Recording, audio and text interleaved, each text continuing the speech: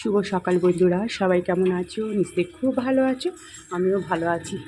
এই যে দেখো, বাড়িতে চলে গেছে তোমাদের দাদা বাজারে, মানে গেছিলো মাছ আনতে। এবার আর গাছে জল দিতে পারিনি, এই যে আমি এখন জল ভর্তি করছি, জল দেবো গাছে। এখানটা দাঁড়িয়ে আছে, হাওয়া দিচ্ছে, কিন্তু কী রোদ কী রোদ। দেখবে সূর্যমামাকে দেখো, সূর্যমামার তেজ দেখো শুধু, মানে মনে হচ্ছে যেন দুপুর, কী বলবো, 12টা-1টা বাজে। আর এই দেখো এখানে সব রানী সাহেবা, রানী রাসমণি পাণ্ডব সব প্রচুর ফুল দিয়েছে, এখন বিশ্রাম নিচ্ছে, যে করি আবার আসতে। আর এই দেখো, সকাল আমি একবার জল দিয়ে গেছি, ফুল তুলতে এসেছিলাম, তখন সব শুকিয়ে গেছে, দোপাটি গাছগুলো কীরকম ঝিমিয়ে পড়ছে দেখো। আর এখন আমার অপরাজিতাটা কমে গেছে, এই যে গাঁদা ফুলও ফুটছে, আর নয়নতারা তো ভর্তি। উড়ে বাপরে বাপ, কী রোদ গো। আমি এখন জল দেবো, জল দিয়ে যে ছোটো ছোটো গোলাপও ফুটেছে। আজকে একটা স্যান্ডেল কালারের জবা ফুটেছে, নিচে লাল জবা ফুটছিল। এইখানটা হচ্ছে শান্তির জায়গা, ভীষণ হাওয়া পাচ্ছি, মানে কিন্তু এত ভালো লাগছে। চলো গাছে জল দিই, আর করবো এখন, জল দিয়ে দৌড় মারবো। ভীষণ রোদ, আবার বেলা করে আসলে তো আরও রোদ লাগবে।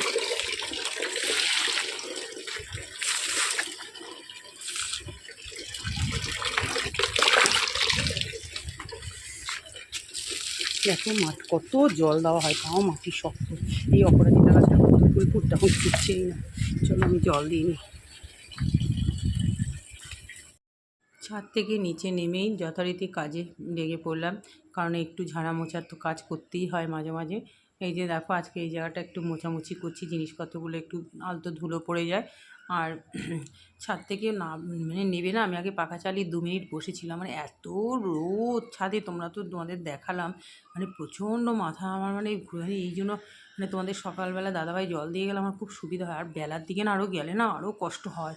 ওই সময় মানে এই এত সকালেই এরকম রোদের তেজ, কি বলবো বন্ধুরা, মানে সকাল 7টার সময়ই যেন মনে হয় দুপুর 11টা বেজে গেছে, মানে এমন সূর্যের তেজ এখন। আর কি বলতো, কদিন যেই একটু ঝড় বৃষ্টির, মানে বৃষ্টি বৃষ্টি হয়নি তো, ওই জন্য না মানে একটু ওয়েদারটা ওরকম হয়ে গেছে, আবার সেই গুমোট গরম, এত মানে রোদের তেজ। একটু হালকা করে একটু বৃষ্টি বৃষ্টি হলেই কিন্তু একটু বেশ ভালো হয়ে যাবে ওয়েদারটা, যে খুব বৃষ্টি বেশি বৃষ্টি না হলে, একটু হাওয়ার সঙ্গে একটু হালকা বৃষ্টি হলেই কিন্তু ওয়েদারটা ভালো হয়ে যায়। আর কি করা যাবে বলো, আমাদের নিয়মে তো আর চলবে না, প্রকৃতির নিয়মে চলবে। এই যে দেখো, পেপার টেপারগুলো সমস্ত গুছিয়ে টুচিয়ে রাখছি। যত গুছিয়ে রাখি না কেন, ঠিক নেওয়ার সময় সব এদিক ওদিকই হয়ে যায়, রাখার সময়ও নেওয়ার সময়। ওই আমি তো আছি করার জন্য, আর কি বলে, মাঝে মাঝে যখন বলি তখন চুপ করে থাকে দুজনই, কি বলবো আর বলো। এই যে দেখো, ফ্লাওয়ার ভাসগুলো তো ভীষণ ধুলো পড়ে যায়, একটু শখ আছে বলে করি, আরও অনেক ছিল সব ফেলে দিয়েছি এবার, ওই পুজোর আগে জানো তো। তারপরে মেয়ের সফটওয়্যারও অনেক ছিল, ওর সব গিফটের পাওয়া, এই বার্থডে ফার্থডেতে এইসবে সব রেখে, মানে ফেলে দিয়ে যে কটা আছে এখন। তারপর দেখো ঘর ঝাড় দিলাম, বারান্দায় দেখতেই পাচ্ছ, একটু পর্দাটা সরিয়ে ঘরের সামনে ঝাড় দিয়ে আবার বন্ধ করে দেবো দরজাটা, রোদে তো টিকতে পারবো না। আর এত রোদ, কি বলবো, বারান্দায় না মেঝেটা না পুরো গরম হয়ে গেছে, কি বলবো, মানে আমার পা ফেলতে পারছি না, এত রোদের তেজ গরম হয়ে গেছে। কিন্তু এই আস্তে আস্তেই ঝাড়ের উপর দিলাম, দিয়ে এবার এই ঘরটা, বেডরুমটা ঝাড় দেওয়া হয়েছে। বেডরুমটা ঝাড় দিতে কোনো কষ্ট হচ্ছে না, কারণ ওটা তো রাতে এসি চলাচল, ওর মেঝেটা একদম পুরো ঠান্ডা। ওই ঘরটা, ওই জন্য তো দরজা জানালাগুলো খুলছি না, যে থাক ঠান্ডা রয়েছে। আর আমি তো ঝাড় দিতে দিতে তোমরা দেখো তো, একটু এদিক ওদিক তাকাই কোথাও ঝুলটুল আছে কি না, কী বলবো আর।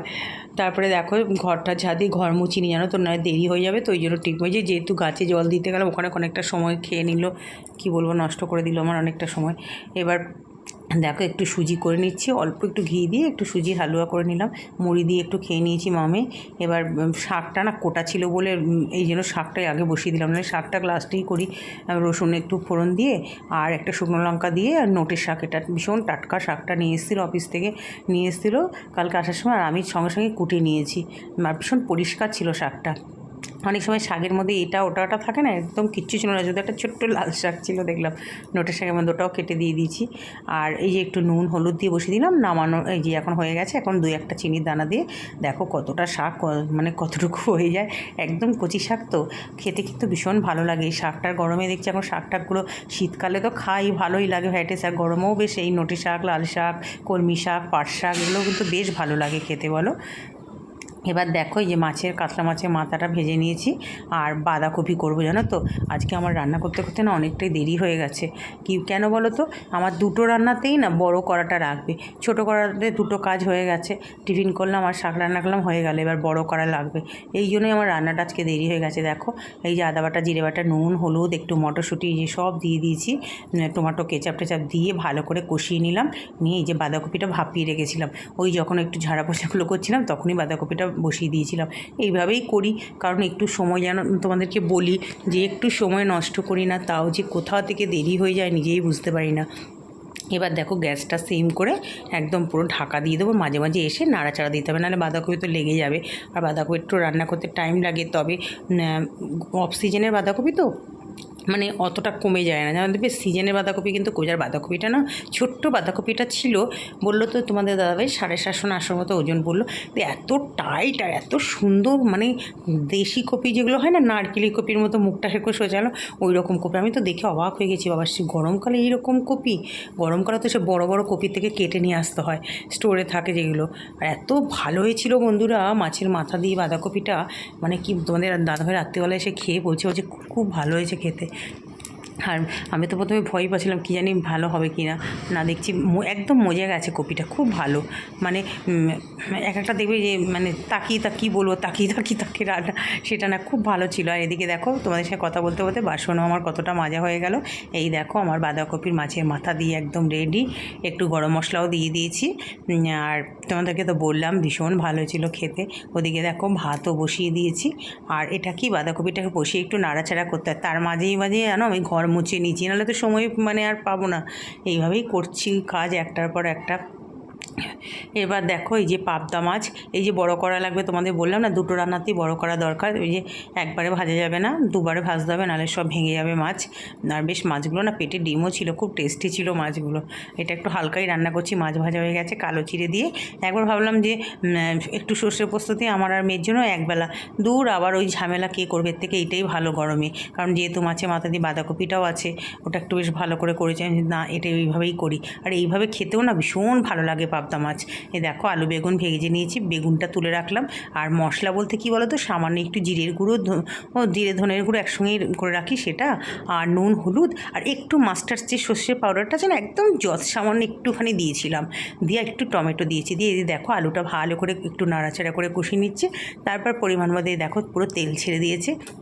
কিন্তু জানো বন্ধুরা একটুকুও কিন্তু কালার মানে রেড চিলি টিলি কিচ্ছু দিইনি, তাতে দেখো কত সুন্দর কালারটা এসছে। আর একটু জল দিতে হবে, কারণ ডাল ঠাল তো আজকে হবে না, সেই জন্য শুকনো শুকনো হয়ে যাবে সব রান্নায়। এইবার দেখো মাছগুলো দিয়ে দিচ্ছে, মাছগুলো না খুব ভালো ছিল, মাছ ভালো হলে জানো তো ভাজাও খুব সুন্দর হয়। পাবদা মাছ না দুরকম দেখেছি, একটা সাদা লালে হয়, একটা সাদা আর কালোতে, আমার সাদা লালগুলোই বেশি ভালো লাগে, একদম ফ্রেশ ছিল মাছটা, আর একদম সকাল সকাল গেছে তো 7টার সময় বাজার, একদম মানে নিয়ে সবাই ঢেলেছে ও নিয়ে এসছে।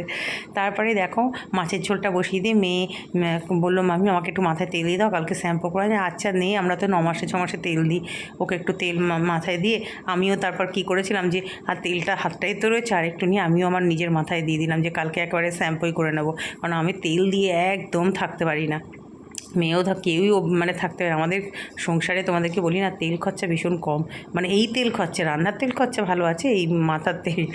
তারপর দেখো এই যে মেয়েকে, আর মেয়ে খুব আরাম পায়, বলছে কি আরাম। এবার দেখো তারপর কিছুটা ডাইনিং রুম বাকি ছিল মোছা, ও স্নান করতে ঢুকে গেলে আমি মুছে টুছে নিয়েছি, ততক্ষণে আমার মাছের ঝোল রেডি, ধনেপাতা তো দিতেই হবে এই মাছের ঝোলে। দেখো বলো কেমন হয়েছে, খেতে বেশ ভালো লেগেছিলো। আর এইবারে দেখো স্নান টান করে তারপরে চলে আসলাম ঠাকুর ঘরে, যেখানে আমি তোমাদেরকে বলি আমার শান্তির জায়গা, সারাদিনের এত পরিশ্রমে এখানে আসলে মনটা সত্যি মানে কি বলবো, এত ভালো লাগে, এত গরমের মধ্যেও পাখা চালিয়ে পুজো করি, অবশ্য ওখানে পেডিস্ট্যান্ডটা রয়েছে। আর দেখো আজকেও তবু জবা ফুল ফুটেছে জানো তো বন্ধুরা, এখন আবার কমে এসছে জবা ফুল। পুজো টুজো দিয়ে এই যে এদিকে জানলা তো বন্ধ, প্রচণ্ড রোদ, কি বলবো আর নতুন করে, এত গরম না পাচ্ছি না। এই যে সব নিয়ে খেতে বসে গেলাম, চলো খাওয়া দাওয়া করে নিই। মেয়ে তো শশা দিয়ে দই দিয়ে খেতে ভালোবাসে, ওই যে ওকে দিয়েছি, আর আমি 4 পিস একটু শশা নিয়েছি, মানে শশা আগে খেতাম কোনো অসুবিধা হতো না, এখন খেলে না ভীষণ, পরে আবার কীরকম একটা ঢেকুর মতো ওঠে, তাও নিলাম দেখি, চলো খেয়ে নিই। শুভ সন্ধ্যা বন্ধুরা, এই যে সন্ধে টন্ধে দিয়ে আসলাম, আর কি গরম, কি বলবো, গরমের আর কি আপডেট দেবো। খালি একটু চিলিক চিলিক বিদ্যুৎ চমকাচ্ছে দেখলাম, কিচ্ছু হবে না। কালকে রাত্রেবেলা 11টার সময় পরে আমরা হাঁটছিলাম খেয়ে দিয়ে, মেয়েও গেছিলাম আমাদের সঙ্গে, পাশে বাড়ি ওরাও ছিল। এত গরম না, বেশ হাওয়া দিচ্ছিলো বলে একটু ছাদে গেছিলাম, হাঁটছিলাম, বেশ ভালো লাগছিলো। তাই দেখছি বিদ্যুৎ চমকাচ্ছে, যাক মানে বৃষ্টি বৃষ্টি হবে।